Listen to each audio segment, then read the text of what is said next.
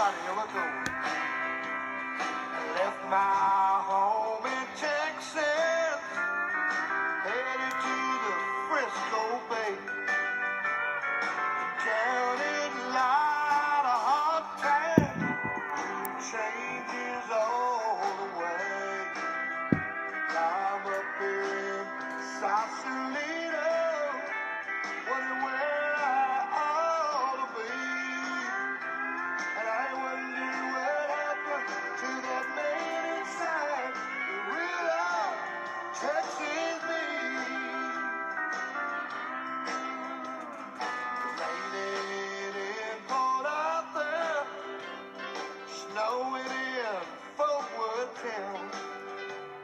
I used to go back to Farmersville Hall. San Antonio's my hometown. I'm up here on the Venice beaches, and the fog comes rolling in. And I wonder what happened to that man inside, my real old Texas friend. All right, hello everyone. That was the great Doug Sahm, who is one of the, in my mind, emblematic Texas singers, along with Willie Nelson, Selena, people like that. They scream of Texas, and when all the influences that come into our state from all, we're kind of a crossroads of Texas with just a lot of different cultural influences, and you hear a lot of it right there. Anyway, so Doug Sahm with a song called Texas Me. What else we got? Where'd my folder go? Oh, here's my folder. Hope y'all like my little monkey friend here. Alright, for birthdays today, we have Uzziah Creighton Fennell. We also have Jupiter Horn. We have our own Miss Halls having a birthday. And on Saturday, we have Kaylee Ender. And on Sunday, Michaela Garcia. Happy birthday to you all. Alright, in historical stuff, I thought I'd do a little bit about, obviously y'all know we're in the middle of the election, and while every election kind of has its own unique qualities to it, a lot of times they seem like this has never happened before. Oh my goodness, we're like in the middle of like, just pandemonium. And there's been lots, not a lot, but this definitely is, there's some unique stuff about this election. But we've kind of been there before. Like on November 6th, 1860, Lincoln was elected with 40% of the vote. Not even close to, I guess 10% close to half.